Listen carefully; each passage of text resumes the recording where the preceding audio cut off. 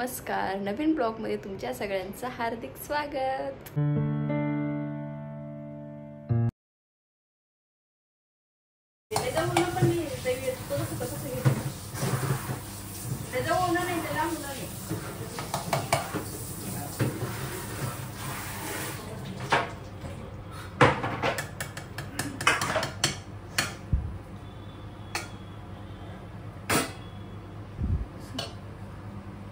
आताच आवडेल बरं बरोबर तुझं आवडेल सगळं मान्य मला. सगळ्या गोष्टी मान्य आहे. पण आज सकाळपासून जेवलेलं नाही मला. तुमचं झालं माझं राहिलं ना काय बनवायचं. सोनाली एक साध्या ह्याच्यामध्ये भांड्यामध्ये पाणी द्यायचं तुला. किती? थोडंसं ते मला ते भातावर टाकायचं आहे ना.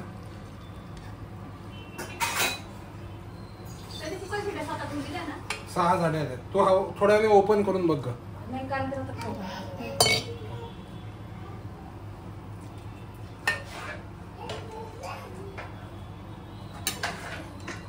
मला तर बिर्याणीचं वास बघूनच जाऊच वाटलं. ते तू तर मला खायचं नाही काय नाही खायचं. तू म्हणे मी खात नाही म्हणजे नाही खात ना मग वजन वाढतं ना. तू आता खायच्या वेळेस किती करू रे मिरच्या? जास्त नको करू. नानांचं बघा प्रत्येकाला एखादा दोन असं बघ. हिला विचार माझ्या 3 नको राहू दे. कारण आहे ना 3 नको राहू दे. 4 राहू दे नाही तर 2 राहू दे. कारण तिखट तर आणणार ते सोबत लागणार तो सांगू का बिर्याणीवर तिखट ही एवढे तिखट नसणार. माहिती मला नाही तेच ना तिखट नसतं. ही मसालेदार असेल पण तिखट नसतं. तेच तर म्हणून मला करायलाच नाही. माझे तर फोन होते नाही म्हणून तिथं मी मिरची वडे बनवणार आहे. त्याच्यासाठी मिरच्या थोड्याशा भाजून येणार आधी. चिमणी लावा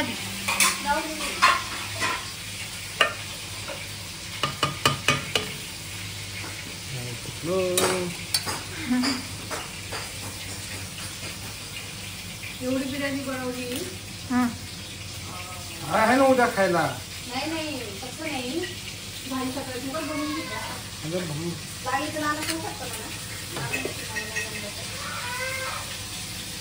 ही बिर्याणी 2-3 दिवस चालते.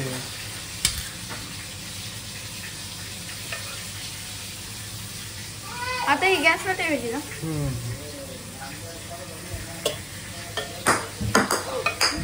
थोडं ना असं पाहिजे काय खाल्लं का.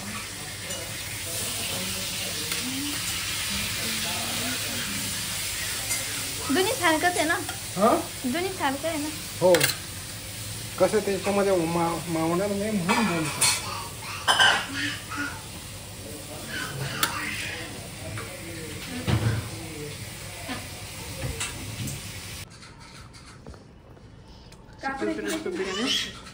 अनारशी एकदम भारी.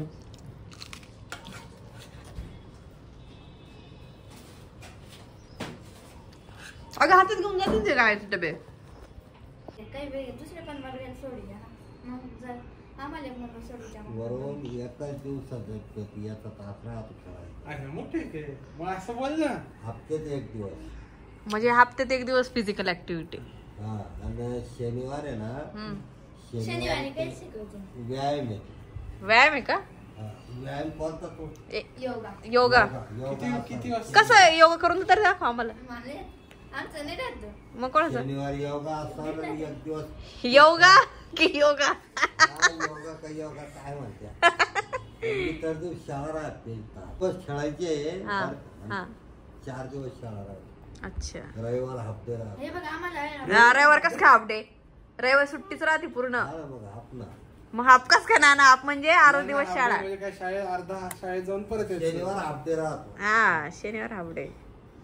पुस्तक यायला भेटतील ना मग शाळेत. पुस्तक घरी आणून देईल मास्तरांना. घरी नाही भेटते म्हणा. आता काय जो मुलगा ज्या दिवशी गेले शाळेत त्या दिवशी पुस्तक द्या. ते सांगत तिने केला होता ना फोन कल्याणीला वगैरे. आता आमच्या वेळेस काही पुस्तक बिस आम्ही सगळे विकत घ्यायचो. कोण होतं नवी पण विकत घ्यावं लागत नवीला. आम्हाला पहिल्यापासूनच विकत होते ना सगळे पुस्तकं. कितीला बसत त्याचा सेट 8-10वीचा? त्याचा मला 947 रुपयाला साडवा. अच्छा शाळेत देते का? नाही, मुलांसाठी फ्री नाहीये, मुलींसाठी फ्री आहे. आणि 8वी पर्यंत 947 ला पुस्तक हा 3-1200 रुपयाच्या वया. आपलं कमी आहे. त्याला ते लागत काय? लय स्वस्त आहे बाबा. हा ना, खरंच ते स्वस्त महाग पडत आहे. काय खूप स्वस्त आहे तुमच्याकडं वया सगळ्या गोष्टी. वय 300 रुपये डझन. आपल्या का ते नाही, टेक्स्टबुकच तुमचे 3-4 हजारात जातात. हा ना, आमचेवाले 10वीचे. आमच्याकडं तुमच्याकडे जास्त बाकीची पण पुस्तक राहत असतील ना रे वरून आपले. अजून पुस्तक घ्यायचे ना वरून ते 1700-1800 रुपयाला बसतात सगळं टोटल. मम्माचे गुड. टोटल नाही. मम्माला आता 900चे घेतले, मम्मड आता पुढे पिऊन घे बाई, 1800चे नाही घेणार. सुनले बाई. आता हे 10वीचे घेतले ना त्याला हा. ते घेतात. ते काय म्हणतात ते प्रश्न उत्तराचं काय हा गाईड वगैरे सगळ्या गोष्टी. त्याचं 1800 काय रुपयाला बस. नाही, मी गाईड नाहीच म्हणत आहे नाना, नुसतं टेक्स्टबुक सांगते तुम्हाला. नुसते पुस्तकं म्हणतो तो शाळेचे. 950 रुपयाला बस. तेच म्हणत 3-4 हजार जातात. हे इंग्लिश मिडियम मराठी मिडियम फरक असेल ना. माझ्याकडे मोठे पुस्तक आहे. सायन्सचं आणि इतिहास नागरिकशास्त्र सगळं एकत्र. 8वी त्याच्यावाले किती 900. मला 7 आहे. अरे खूप मला स्वस्त 7 आहे. आहे. त्याला 900. कोणते कोणते? ते मला राज्यशास्त्र, इतिहास, मराठी. हे बघ, सिंपल मराठी असेल, मराठी, हिंदी, इंग्लिश, भूमती, बीजगणित 5 झाले. मॅथ्सचे 2, सायन्सचे 2. हा. हा म्हणजे 4 इथे झाले, 7 झाले इथे. 9 तर इथंच झाले. 9 मानला तर 9 20. आणि हिस्ट्री सिविक्स एक पकडतात ते, आणि जॉग्राफी एकच. मराठी, हिंदी, इंग्लिश, भूमिती, इतिहास. बीजगणित, इतिहास, नागरिकशास्त्र अगं आणि बाबा, भूगोल. मॅथ्स एकच असतो. मॅथ्स मध्येच 2 विषय पकडतात कोणता? त्याचे. मॅथ मध्ये 2 आहे. फक्त भूगोल वेगळा का? हो, मॅथ मध्ये 2 राहतेच. पण तो एकच विषय पकडला जातो. आमच्याकडे 2 पकडी त्या पेपरही 2 असतात त्याचे. मी तेच सांगू राहिले तुला. 2 असतात, पण सब्जेक्ट एकच पकडतात, कारण की मार्क येताना ते एकच दाखवतात. नाही ना, मार्क 2 आहे ना. भूमिती आणि बीजगणित. अरे वेगळे येतात, मान्य ते. मॅथ्स आणि अल्जेब्रा. काय मॅथ्स आणि अल्जेब्रा आपले 2. अल्जेब्रा, जॉमेट्रीचे शेवटी 10वी पर्यंत एकत्रच मार्क होतात नंतर फायनल. हा हा होते ना एकत्र हा, मग ते सगळे. 100 पैकी ते असतात ना 50-50 मार्काचे. मग ते असं कसे 2 विषय? या त्याला पेन घटक घ्यायचा, सांग. याने असं केलं. आता तर ठेव. घटक सांगतो याचे सगळे. ते उघडू खिडकी. ते उघडू खिडकी. ते उघडू. ते उघडू. उघडून दे. पुढच्या वर्षी काही हवे कशाचं पॅटर्न? पुस्तकांचा सीबीएसई पॅटर्न होतो. पुढच्या वर्षी बदल. सीबीएसई. हा बोलो सगळ्या पूर्ण देशांमध्ये सीबीएसई पॅटर्न येणार. मग पुढच्या चांगलं. वर्षी बदलणार आहे. पण? यंदा नाही. पण आपण आपल्या पोराला हे बघ सोनाली, 9वी 10वी 11वी 12वी आपल्या महाराष्ट्र स्टेट मधूनच करवायची. मॅच तसं नाही ना, बोर्ड असतो ना, जरी सीबीएसई बोर्ड असेल, सीबीएसई चे विषय तर सगळीकडे, तर सीबीएसईचा बोर्ड वेगळा आणि महाराष्ट्राचा बोर्ड वेगळा राहणार आहे. महाराष्ट्राच्या बोर्डामध्ये द्यायचं ऍडमिशन 9वी 10वीला. का बरं असं? का बरं? का भाऊ कोटा भेटतो ना सन ऑफ सॉइलचा 50% आपल्याला. उद्या म्हटलं मला डॉक्टर व्हायचंय, इंजिनियर व्हायचंय, 50% भेटेल ना त्याला. अच्छा. यावर्षी बोर्ड याला काय ना पाठवलं. नाही तर मग ते मग तुमचं कुठं all नगरसूल India नव्हतं का? level मध्ये 50% किती अवघड असतं कॉम्पिटिशन ती. नगर सुल्ला खाली उतरस. यावर्षी मम्माचं क्लच दे आऊ इकडे. मम्माचं क्लच दे इकडे. खाली पडलं ना ते. बोर्ड हा, बोर्ड बदल. आम्हाला नगरसूल होतं का ना? एकच पेपर आमचं पाठवताला झालं. आता आठवड्याला या बोर्डच पाठवूया ना. आपण जायचं. नाही आमच्या वेळेस म्हणते हो मी, सगळे पेपर आमच्या नगरसूलला झालते. यावर्षी एकच. सुद्धा नगर सुल्ला होते सगळे पेपर. आता बदलले. हे 10वीचे पेपर पण 12वीचे तर सगळे एवढ्यालाच राहते पेपर. काय हो बाजूला. ऑडिटर पाहिजे. नाही द्यायचा. घाबर थोडस. हे अशी सवय नकोच लागायला ना, कशाची पाहिजे याचा. मग अशी जेवणाच्या ताटाला पाय लावत होता.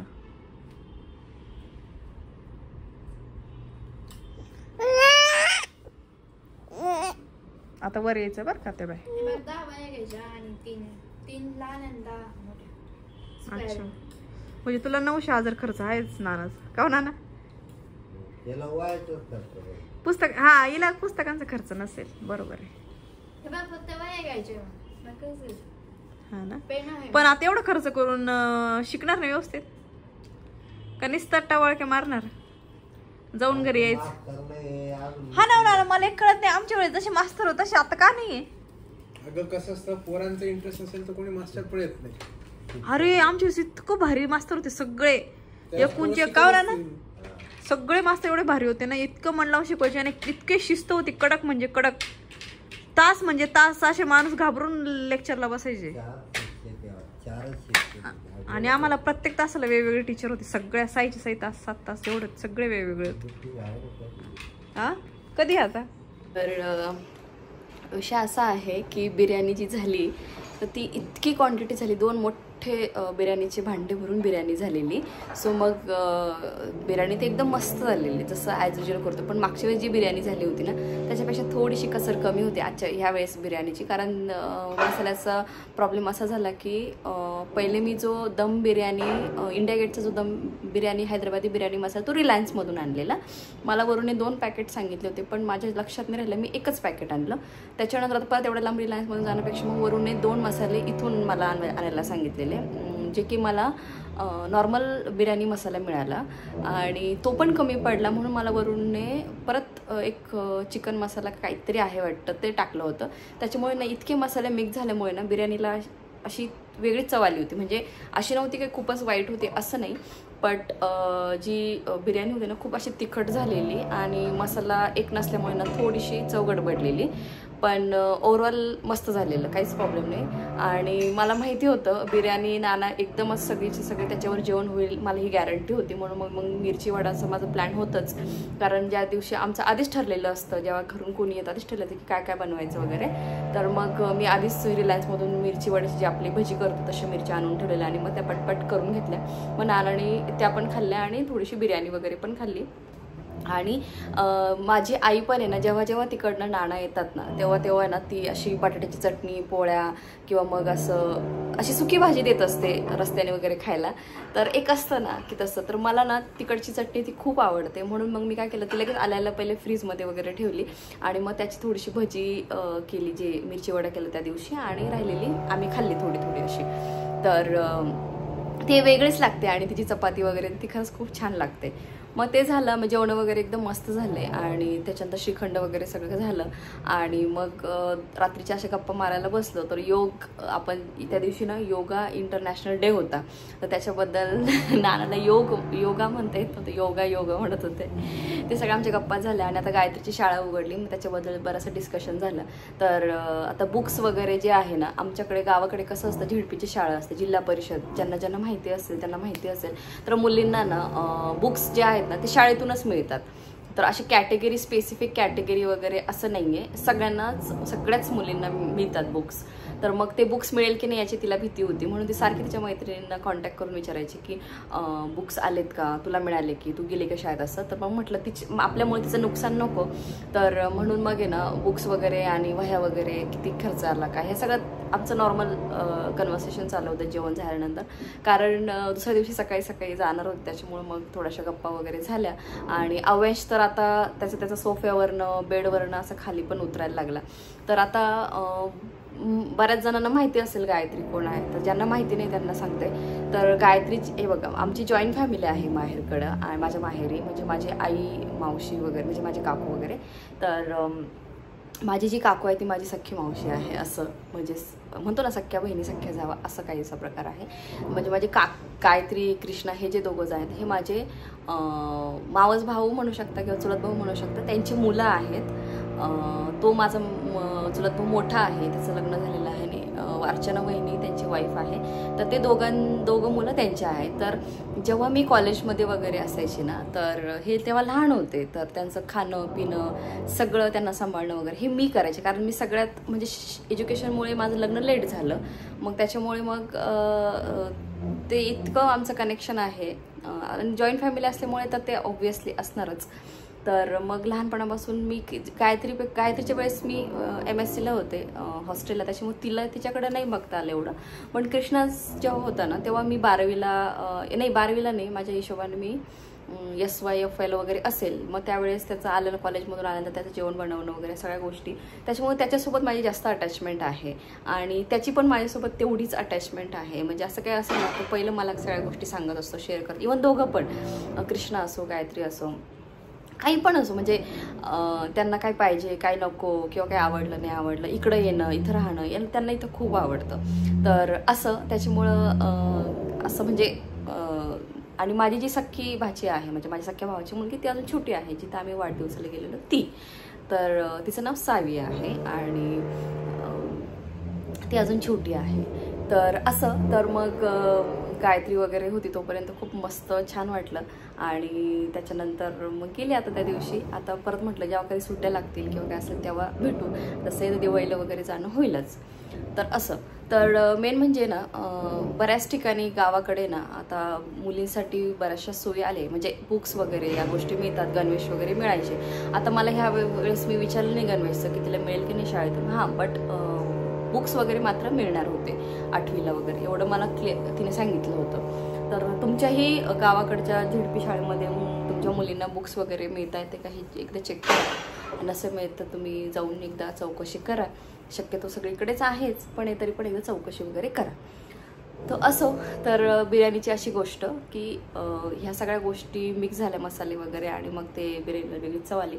हां मग त्या दिवशी एक पातेलं म्हणजे जे आम्ही खाल्ली त्यात थोडंसं राहिलेलं आणि एक पूर्ण तसं भांडत असंच होतं, म्हणून म्हटलं वेस्ट जाण्यापेक्षा आणि शिळं कोणाला देण्यापेक्षा मग त्या दिवशी 2 डबे भरवले आणि पहिले सिक्युरिटीला दिले. मग ते आले कारण त्यांचं जेवण 11 वाजता होतं, ते काय टिफिन वगैरे येतात वाटतं त्यांचे, कारण ते बिहारी लोक वगैरे असतात, त्यांचं मेस वगैरे असते. तर मग त्यांना ते बिर्याणी वगैरे दिली आणि दुसऱ्या दिवशी त्यांना रिव्ह्यू विचारले, ते विचारे काय सांगणार ना, की ते म्हटले ठीक आहे ताई छान झाले होते, अच्छा हुआ था, मस्त था, भैया ने बनाया होगा, असं तसं. हां असं, तर अशी गंमत. तर चलो हा ब्लॉग इथे सेंड करते, पुढचं एक खूप छान एक्साइटिंग ब्लॉग येणार आहे, भेटू आपण छानशा ब्लॉगमध्ये. तोपर्यंत बाय बाय. आणि हो, चॅनलला सबस्क्राईब बटन प्लीज करून जा, मला तुमच्या सपोर्टची खूप गरज आहे. बाय.